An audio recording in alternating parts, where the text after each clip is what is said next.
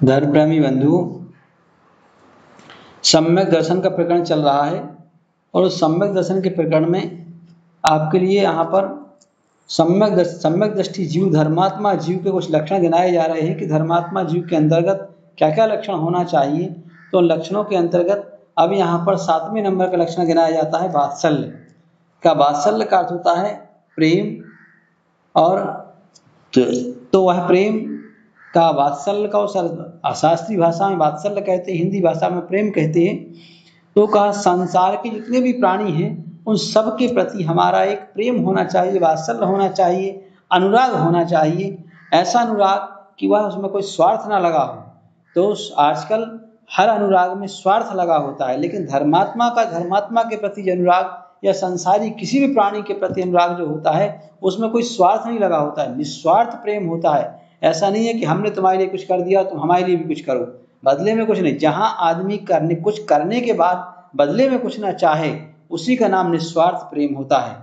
तो यहाँ पर उसी निस्वार्थ प्रेम के बारे में बताया जा रहा है। कहा जा रहा है यहाँ पर कि स्वेत्थान प्रति सद्भाव सनातापेत कहित्वा प्रतिपत्ति यथा योग्यम वात्सल्यम अविलप्यते। कहा हुआ है कि स्वेत्थान मतलब प्रति, तो मतलब अपने सहधर्मियों के प्रति कैसा हो, तो हमारे हमेशा सद्भाव सनाथापेत कहित्वा।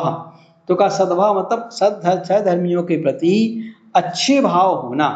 तो उनके अच्छे भाव क्या कहलाते हैं कि उनका कल्याण हो, इस तरह के भाव होना, इसको अच्छे भाव कहते हैं। अपेत कहित्वा, और क्या का अपेत कहित्वा मतलब मायाचारी से रहित होना चाहिए। ऐसा नहीं कि मुंह पे कुछ कह रहे हैं आगे पीछे कुछ कह रहे हैं, इस तरह का वह अपेत कहित्वा मतलब मायाचारी से रहित होना चाहिए।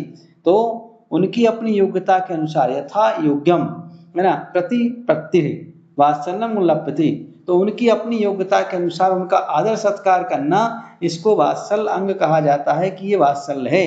तो जहाँ जिसका जैसा पद हो, जिसकी जैसी अवस्था हो, जिसकी जैसी उम्र हो, वय हो, उसके अनुसार उनके साथ व्यवहार करना ही वात्सल्य अंग है। तो वात्सल्य अंग में क्या बतलाया कि हमें सहधर्मी जनों के प्रति का अच्छे भाव रखना, उनके कल्याण के भाव रखना, किसी प्रकार की मायाचारी छल कपट आदि का नहीं होना, जीवों के प्रति सबके प्रति सद्भाव होना और उनका यथायोग्य आदर सत्कार करना, इसी का नाम वात्सल्य अंग है।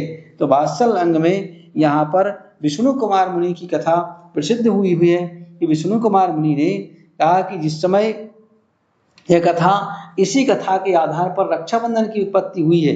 तो जिस समय का उज्जैनी नगरी में मुनियों का अकंपनाचार्य आदि 700 मुनियों का आगमन हुआ था, और उस समय वहां पर 4 मंत्री थे, बलि, नमुचि, प्रहलाद और, तो इस तरह से 4 मंत्री थे।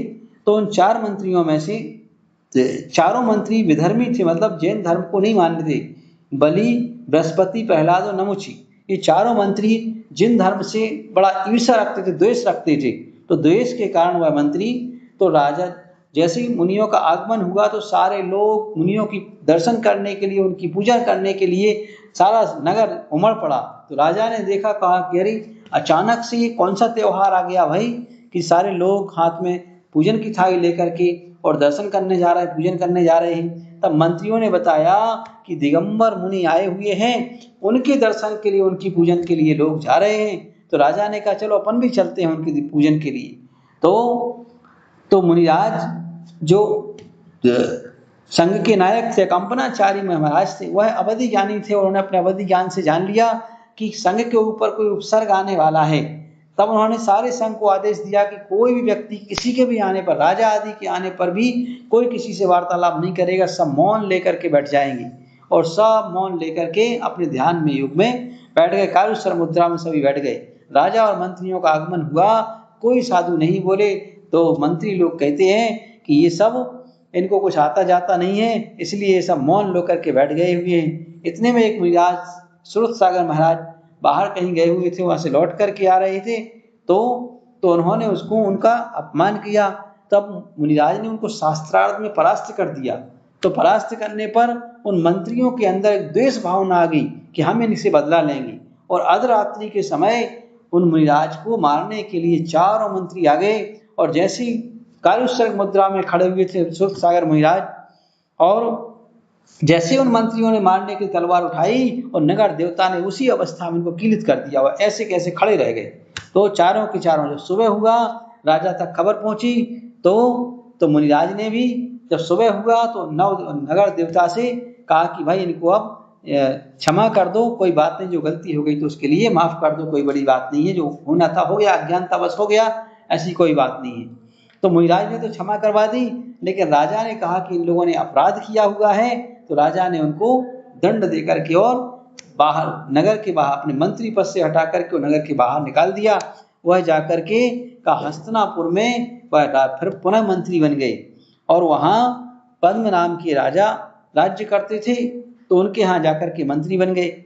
लेकिन संयोग की बात देखो कि संयोग कैसा बैठता है कि वही हस्तिनापुर से मंत्री चारों अकंपनाचार्य शास्त्र महाराज चल करके और वापस हस्तिनापुर पहुंचकर हस्तिनापुर में जाकर के चतुर्मास करने लगे। और चतुर्मास में जैसे ही पहुंचे तो आतापन गिरी पर चारे मुनिराज चतुर्मास कर रहे थे और उनको देख करके वह चारों मंत्री पहचान गए कि ये तो वही मुनिराज है। और उन्होंने का एक राजा से वरदान बाकी था, वह मांगा और उसमें 7 दिन का राज्य मांगा और 7 दिन का राज्य लेकर के उन 700 मुनियों पर 7 दिन तक उपसर्ग किया। तब जाकर के विष्णु कुमार मुनिराज को मालूम हुआ। विष्णु कुमार मुनिराज ने अपनी विक्रिया रिद्धि के द्वारा उनके उपसर्ग दूर किया और बलि आदि को अपना विराट रूप दिखा करके विक्रिया के द्वारा उनको सबको का वास्तविक जिन धर्म का ज्ञान कराया।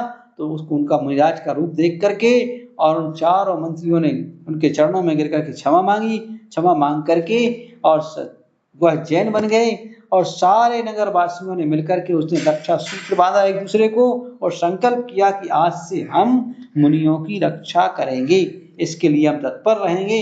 इसलिए आज से वह रक्षाबंधन पर्व प्रारंभ हुआ है। तो रक्षाबंधन पर्व इस तरह से है। तो यह वात्सल्य पर्व भी कहलाता है, तो परस्पर में प्रेम का पर्व भी कहलाता है, सहयोग पर्व भी है कि हम एक दूसरे के परस्पर में सहयोगी बनेंगे, इस तरह का यह पर्व है।